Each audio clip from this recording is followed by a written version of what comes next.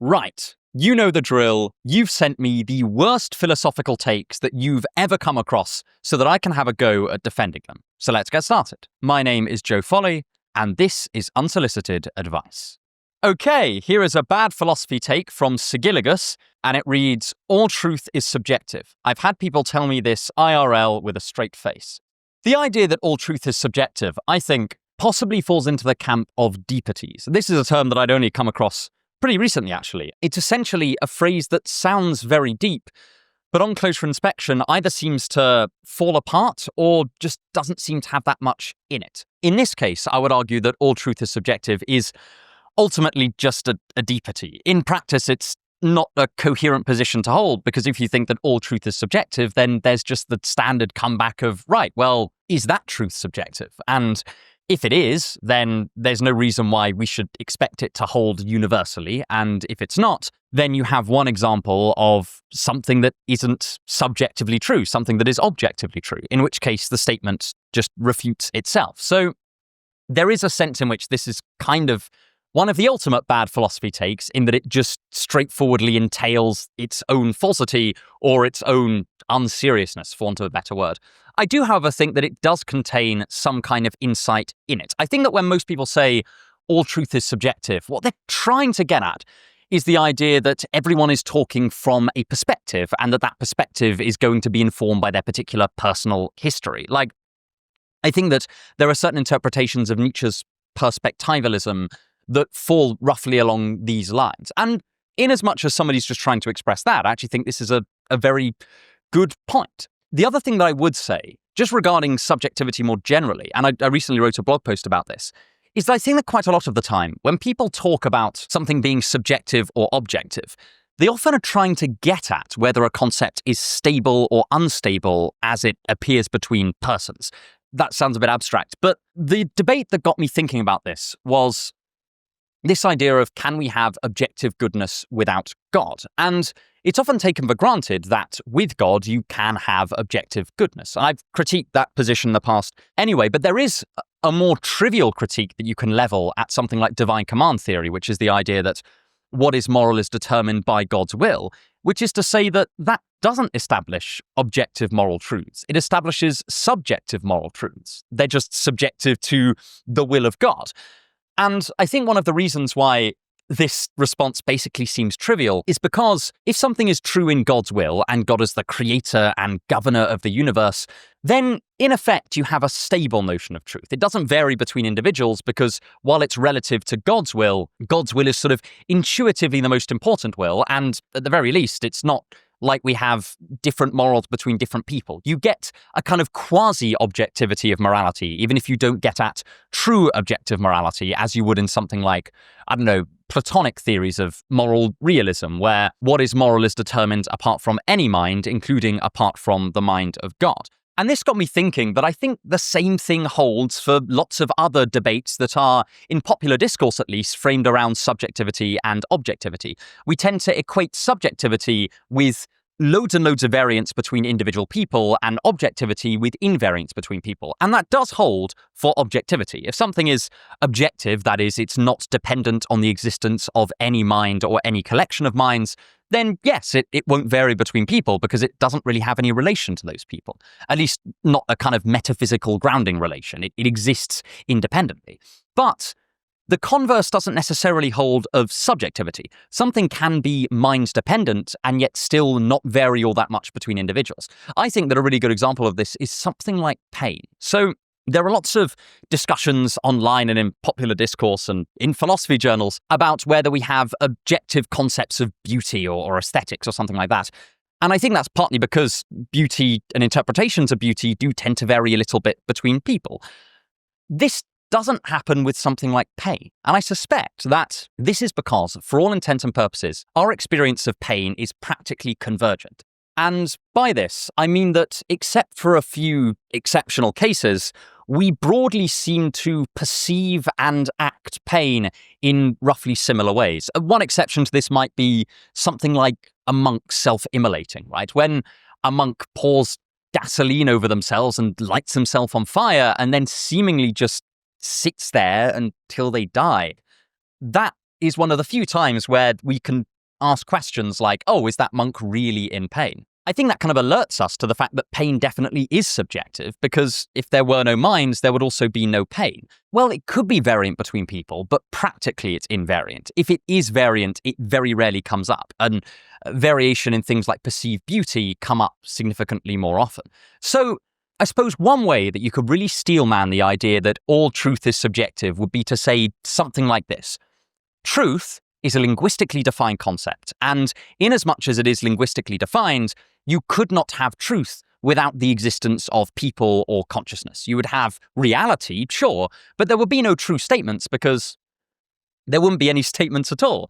There would be no true propositions because there wouldn't be propositions, at least not how we traditionally conceive of them.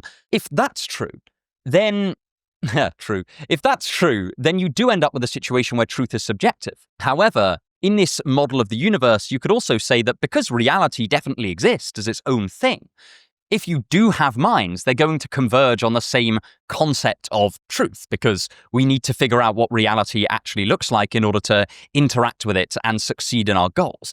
This would be a kind of very loose modern pragmatist story, I suppose. I've talked about this before, but the pragmatist philosopher Hasok Chang made like a brief observation in his most recent book, which was Realism for Realistic People. At least I think it's his most recent book. Maybe he's written one when I wasn't paying attention. He's a brilliant philosopher, by the way. Everyone should go check him out.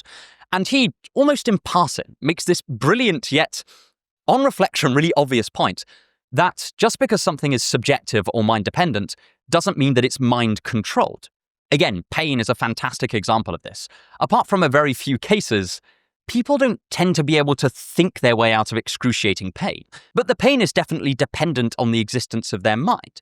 And many other types of phenomena in the almost Kantian sense might be like this. One of the underrated questions, I think, in the philosophy of beauty, which philosophers and anthropologists and social scientists do explore, but it doesn't filter down into popular discourse enough, in my opinion, is the question of, are there convergent ideals of beauty between people within a society and between societies? This doesn't mean that all societies will end up with the same idea of beauty, as that's definitely not true. But it could be that there are some consistent through lines. Some psychologists have proposed that one of those through lines might be beautiful natural landscapes. That they propose some kind of evolutionary theory whereby we are relaxed by the presence of broad, lush-looking natural land masses or something like that.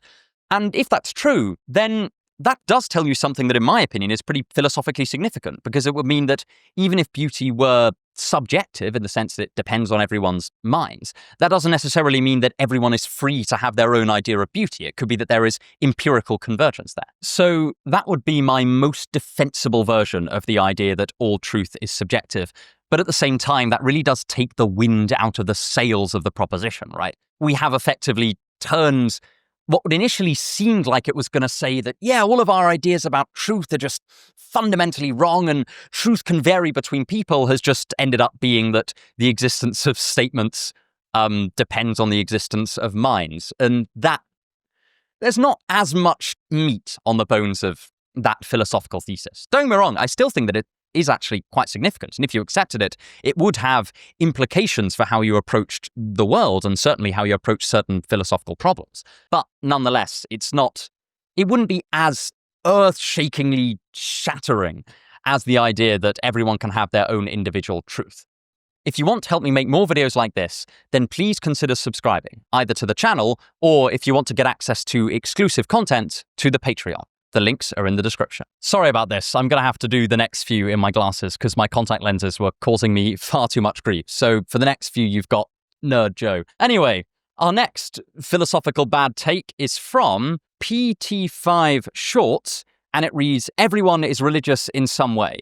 Brackets, an atheist of atheists." Now, this has become a very popular talking point, and I think it probably always has been amongst religious apologists. The thing is, I think it fundamentally trades on an equivocation of definitions, because in some sense, they're right? If you broaden the definition of religious to basically include anything you care about or think is right or motivates you to action or you find personally meaningful, then yeah, I guess there's a sense in which every atheist holds some kind of religious view.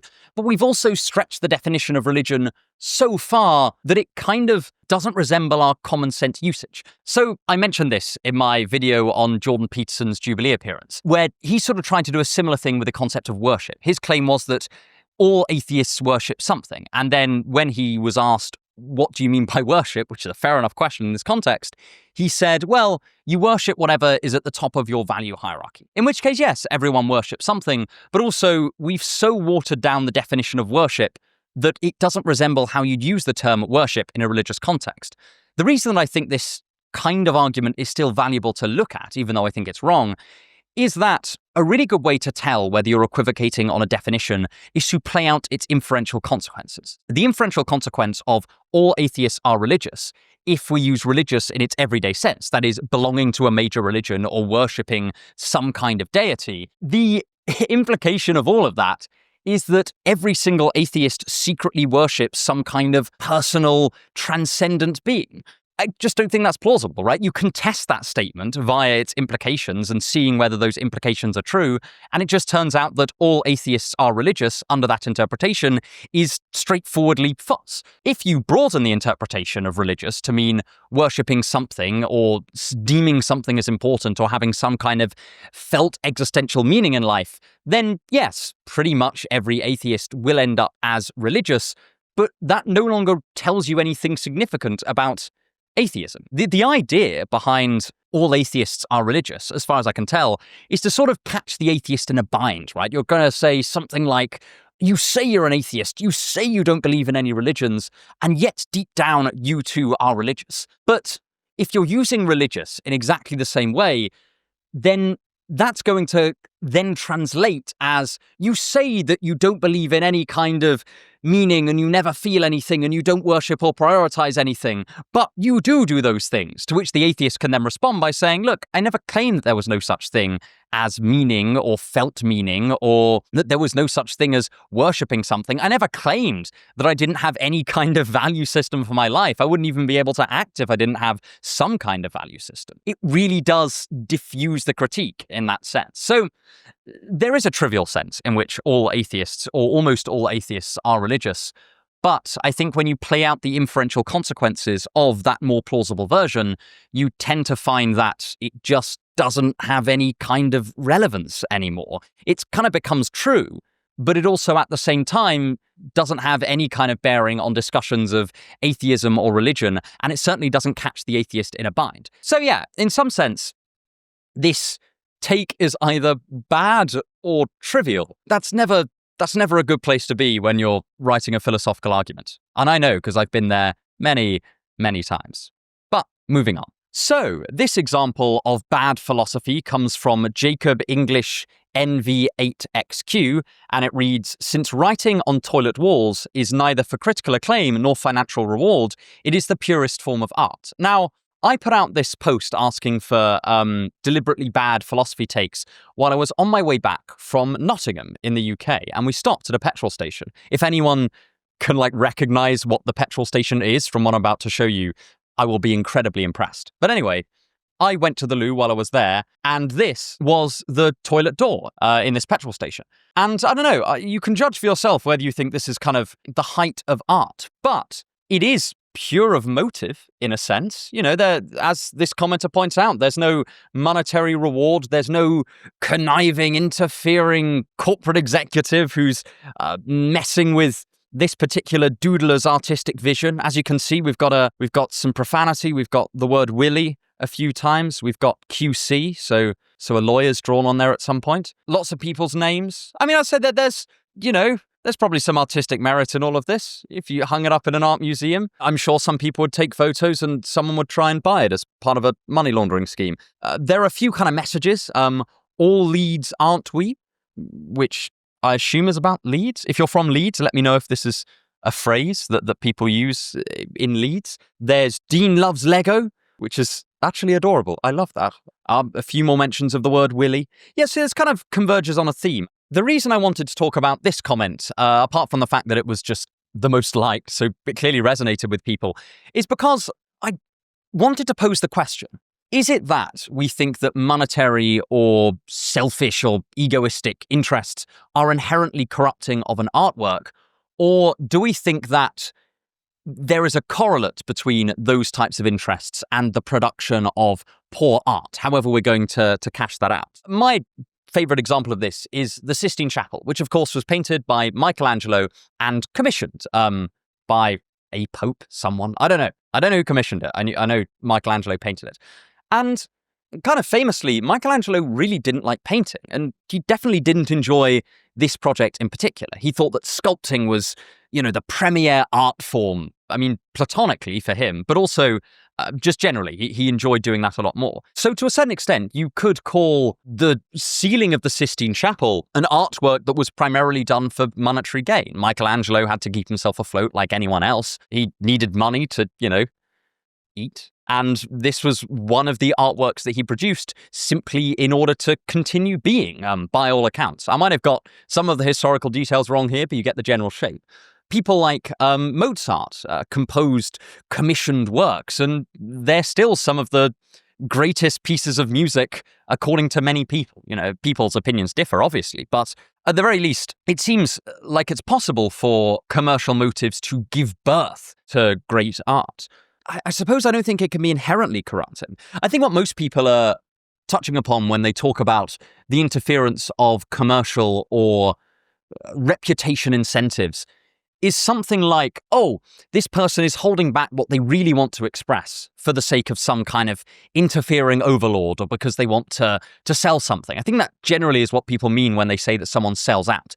People don't call someone a sellout just because they start selling something. I notice people often start to call artists sellouts when, in some sense, they get the idea that the artist is following the financial incentive to the exclusion of artistic motives about expression or something like that. So, I don't know, I think that this comment maybe has something in it, although it could be just a reductio ad absurdum of the idea that commercial or reputational incentives always corrupt art, which, yeah, I don't think they always do. I think that they sometimes do, and there might be some kind of correlation there. I think when most people talk about this, they're largely talking about music, when a kind of undiscovered or underappreciated artist becomes discovered and suddenly everything about them changes in a way that just seems designed. And people don't like things seeming designed. And who can blame them? There's something quite unsettling about talking to someone or viewing something and just getting the sense that their every move is calculated. I don't know, puts you off guard, right? Perhaps unfairly, just because somebody overthinks things doesn't mean that they're a bad person. But I think people tend to view it as, okay, well, if they've thought a lot about this, and I haven't necessarily, I'm kind of working off instinct, working more quote unquote naturally, then they're kind of at an advantage. And I don't know, I can see how that makes people uneasy, especially if you're a prior fan of this particular artist or musician, and all of a sudden the thing that you loved about them is gone purely because of some kind of interfering financial incentive. But ultimately, I don't think that you can plausibly argue that the graffiti in toilets is the highest form of art. Unless you really wanted to lean into the idea that, art is whatever you call art, and then anything can be the highest form of art, I guess. I tend not to subscribe to that so much. I don't think that there are hard lines between what is art and what isn't art, but it is still a word. It has conditions where its usage is appropriate and conditions where its usage is inappropriate. If I were to just kind of point at a random window or a building and call it art, most people would be confused by that, and that seems to suggest that, at the very least, I'm not using the word in the same way that most people would use it. I don't know, you could try and have an argument about, to you, this is the highest form of art. I just suppose I don't suspect that most people would believe you, and I don't suspect that this is how that word is used in common parlance. But, it's a nice one to defend. Moving on. So, our next bad philosophy take comes from Fitzchevalery, 6597, and it reads, "Death sentences should be carried out by a sword duel so that we ensure a natural possibility of failure. And no, I don't just want justification for why I study the blade." Man, studying the blade's kind of cool. I wish I knew how to sword fight. You can't really get swords in the UK. You're not allowed, which, I don't know, is probably for the greater good. But it is a shame. It's kind of made me want to take up some kind of Renaissance sword fighting hobby. But anyway, back to the take. This actually hits upon a point that Dostoevsky makes very briefly in The Idiot, where they're talking about the concept of capital punishment. And Dostoevsky is kind of relaying his own experience of almost being executed by the Tsar, which he was after he was kind of caught up in this conspiratorial circle. It's very interesting. I'll probably make a video on it at some point, because I think it really is an event that profoundly affected him. And I'd love to chart this almost execution as it comes up in various different books and short stories. However, one of the things that they discuss in The Idiot is that the thing for Dostoevsky that makes the death penalty so existentially frightening for him, the thing that makes it a horrific fate in his eyes, is that there's the absolute certainty of death. There is no way of getting out of it. The state has you and they can do what they want with you and you are utterly helpless. And interestingly, this is pretty similar, I think, if I'm remembering correctly, to Camus' argument against capital punishment. And it might be similar to Victor Hugo's. It's weird. A lot of authors touch upon this point. And in some ways, that this commenter puts forward a rather interesting amendments to capital punishment, which would avoid this particular critique, which would be to have it done via duel or have it done via some kind of random or semi-random process, whereby the person just has a chance of surviving.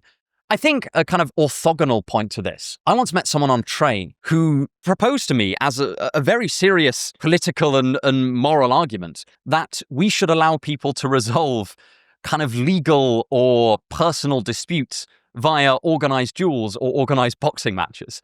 And the guy was German, so he was kind of talking a lot about 19th century German dueling history and how he thought that this was a kind of way that they kept a lid on interpersonal violence. And this was clearly something he'd thought about a lot. And he knew an awful lot about the history. I mean, I don't know that much about 19th century German dueling practices. Apparently they kept going until somebody had a cut on their face, and that was when they stopped drawing blood so that people wouldn't kind of completely end their lives. And actually there was a status thing in World War I think, where people would give themselves cuts because it was seen as quite a masculine and also quite a noble thing. It was associated with aristocracy to have been involved in one of these duels, which is, I don't know, just kind of interesting. Fashion truly does change over time. And I don't know, this person's argument was basically that the court system and the civil court system are completely overrun with people having disputes, and at least a fair few of those people would want to resolve it in other ways. So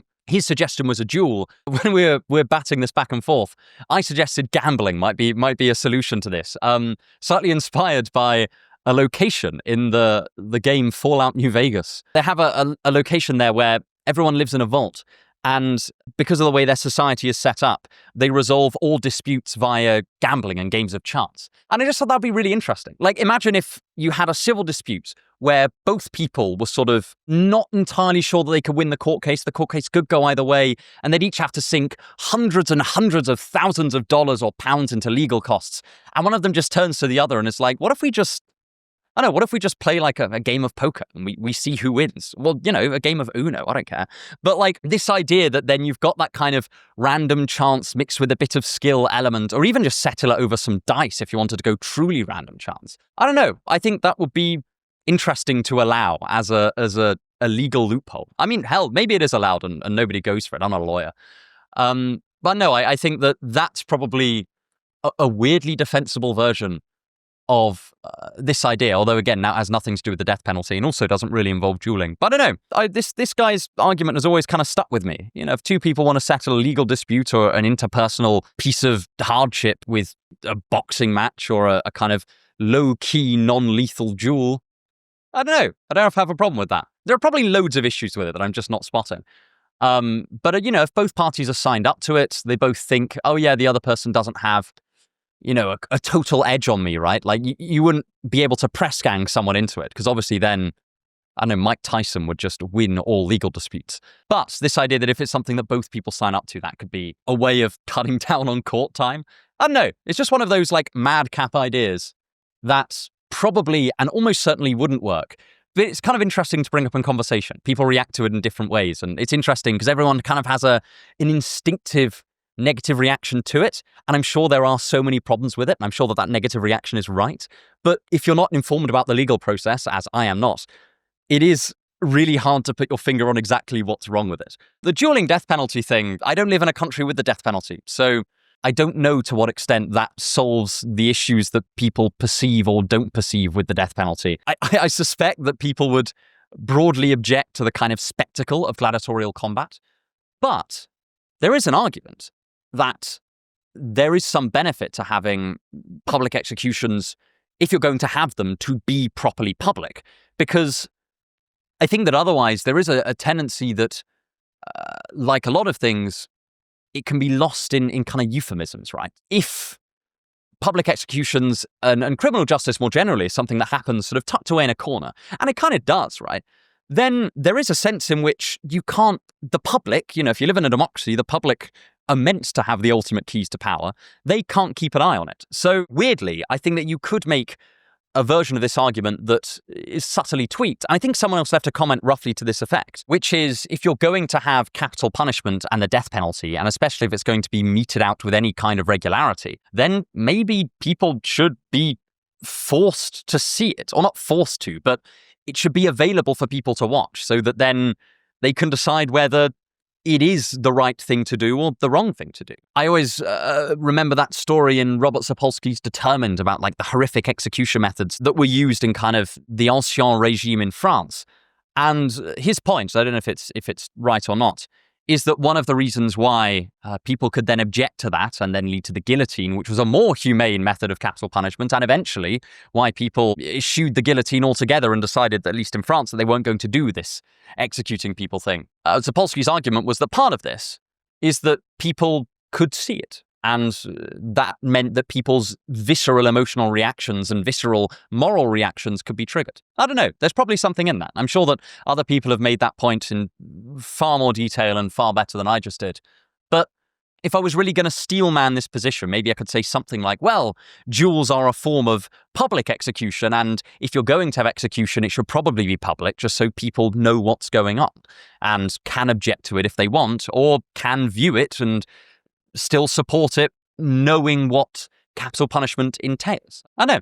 I think it's an interesting point. But anyway, moving on. Okay, our next bit of deliberately bad philosophy comes from Fabian Mix 632, and it reads, if too much of a good thing is a bad thing, then at a point, too much of a bad thing should result in a good thing. Obviously, this is poor reasoning, because, nothing about it follows, right? Just because too much of a good thing can be a bad thing doesn't mean that too much of a bad thing can be a good thing. If you eat too many sweets, you get sick, even though eating sweets is a pleasurable activity. And if you eat too much of anything, then it makes you sick. It doesn't follow that, having bits of you chopped off eventually becomes good. I think part of this is because the intuition behind too much of a good thing can be a bad thing is not really to do with the property of goodness at all. I think that the argument behind it is just that too much of almost anything can be a bad thing. And that's almost tautological, because if it wasn't bad, then it wouldn't be too much of something, right? If you have, X amount of happiness and it's not yet made you awful in some sense, not had some negative consequence, well, then you don't have too much happiness. So in some sense, too much of a good thing can be bad is a tautology. It is true by definition. And I think the reason why it can be tempting to draw a conclusion like this, whereby, okay, if too much of a good thing turns bad, maybe too much of a bad thing turns good, is that it has a kind of satisfying symmetry about it. I'm always quite wary of symmetrical reasoning. Because it's rhetorically very satisfying. Emotionally, it hits you and you think, oh, that's great. Too much of a good thing is bad and too much of a bad thing is good. And isn't that lovely? There's a kind of a harmony to the universe that is philosophically satisfying. I think you find this with a lot of statements that are false but sound very convincing.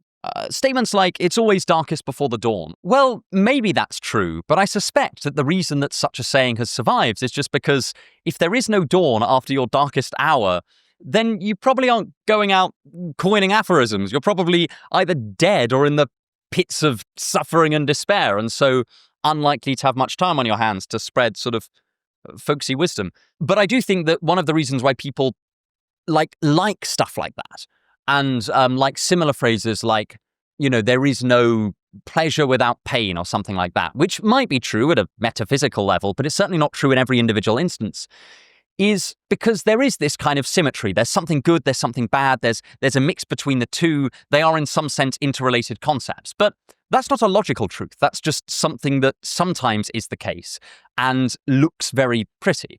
And I think that this is a good example of that type of reasoning. I can't really defend it because I just don't think there really is an angle from which you can defend it. But I would say that it does illustrate a very tempting piece of rhetoric that nonetheless I think people should be very wary of. In general, a really good rule of thumb, if you're listening to an argument or a speech or anyone trying to persuade you of anything, is if this sounds too rhetorically perfect, like everything just fits together hand in glove, it's so emotionally compelling, it just taps perfectly into your sense of satisfaction or cosmic justice or whatever, just give it another look over. Things are rarely so perfect. They rarely line up absolutely on the logical, emotional, philosophical, and kind of resonant levels. And so I often just recommend putting some of these arguments or aphorisms that have this kind of very satisfying structure, maybe up to slightly closer scrutiny, just on the basis that because it's so satisfying, it's very easy to overlook their flaws. Okay, our next piece of bad philosophy comes from Gregoire Travail, 1057, and it reads, "There is nothing wrong, both morally and ecologically, to want to extend our lives indefinitely." So, I suppose ecologically is quite a difficult one to argue there on the basis that, obviously, if we all lived forever and kept having people, yeah, that would be kind of an ecological disaster. But morally, I actually think you have a pretty defensible position there, provided that you get around those particular consequences. The thing that I would say, because there's quite a lot of conversation online, even within philosophy circles, that sort of takes it as read that mortality is good and immortality is bad. And this kind of makes sense, right? We are mortal. I think a lot of existential philosophy and crops up a lot in ancient philosophy that people are trying to make sense of their own mortality or their own imminent death. And quite a lot of the time, they hit upon this idea that mortality is in some way actually good and it lends meaning to life. And I think there is something in that. However, I am skeptical of any kind of argument, I suppose, that says something that we currently can't avoid is actually good for us, even if on its face it's something that most people seem to want to avoid. Like, most people don't want to die. Well, they don't want to die at this very moment anyway. You know, they spend a long time trying to keep themselves from dying. You know, people try to keep healthy to live longer and also live more pleasant lives, but live longer. And if you told someone that they had a terminal illness, that's a heartbreaking thing to have to tell to someone. And when we receive that news, or when a loved one receives that news, we accept that something bad has happened, which doesn't jive overly well with the idea that, you know, dying actually doesn't matter or is secretly good for us. You know, if somebody at the age of 60, say, discovers that they're going to die within the next 5 years, then I don't know, that sounds like it's a bad thing for them, right? That sounds like it is a harm that they're undergoing. And you can make the argument that, okay, you know, Epicurus style, once they die, they will no longer exist. And so there really is no one for the harm to happen to. I think that's fine. But I'm just skeptical because a lot of it kind of smacks of motivated reasoning. And I don't think the reasoning is necessarily bad. But I think that we might not be able to quite tell who's won this argument until we have the choice of immortality and we see what immortal beings actually live like. You know, it could be that if somebody is immortal, they live for about 300 years and then they do become just completely sick of life. All of their loved ones are dead, all of their friends are dead. They can't keep coming up with new reasons to live. They just want to shuffle off the mortal coil now. If that's true, then the mortality argument would have been vindicated. It turns out, yes, mortality does add meaning to life, and then if you live too long, you will eventually become sick of it. On the other hand, it could be that people are quite happy to live for thousands and thousands and thousands of years, and that we actually never seem to find the point where, barring some kind of exceptionally awful circumstance that someone just can't get out of, say they have a horrible medical condition or they're being constantly tortured or something like that, people actually do decide to live forever and don't face some kind of horrific consequence from it. And if that's the case, then it kind of seems like the existential argument for the value of mortality has been falsified. I suspect that I won't be around to see where this debate goes. If there were to be immortality creating technology released within my lifetime, I would probably go for it on the basis that, it wouldn't make you completely immortal. Presumably it would make you ageless. And as a result, you would always have the option of ducking out were it ever to get completely and utterly miserable. But it would just be a fun, empirical, philosophical experiment to run. This kind of point about immortality being very bad for humans and that actually mortality is what lends our lives meaning, I would personally withhold judgment on that until it has been tested. Until then, it just smacks of being just a little bit too convenient. Like, isn't it so brilliant that we just so happens to be able to transmute this on the face of it quite awful thing into something that is actually desirable? A thought experiment to illustrate this might be something like this. If the human lifespan was only 5 years, would we construct the same kind of reasoning around a life that was 5 years long? Would we start saying, oh yeah, well, if life was any longer than 5 years, you just wouldn't know how to live anymore. You'd stop being able to find meaning in your life. You would have lived too long. You wouldn't be able to go on. And if that is the case, if we could make exactly the same argument with kind of roughly similar evidence, if human beings did only live 5 years, what's to say that that's not what we're doing now with our own lifespans of, if you're lucky, about 80 to 90 years. And if you're unlucky, far less than that. And no, it's food for thought. I think that it reminds me of something that Nietzsche says, which is that quite a lot of the time, if you can't run away from something that you don't want, a very, very good coping mechanism that people often take is to say, no, that thing is good, actually, and I have freely chosen that, and I really do want it, and actually it would be bad if I didn't have this awful thing that's about to happen to me. And I don't know whether that's what we're doing with the concept of mortality, but it's a possibility that I don't think that we can ignore and won't know until immortality truly is an option. Right, that's all I have time for today. If you want to check out the rest of these casual videos, I've got a playlist for them right here. Thank you so much for watching, and have a wonderful day.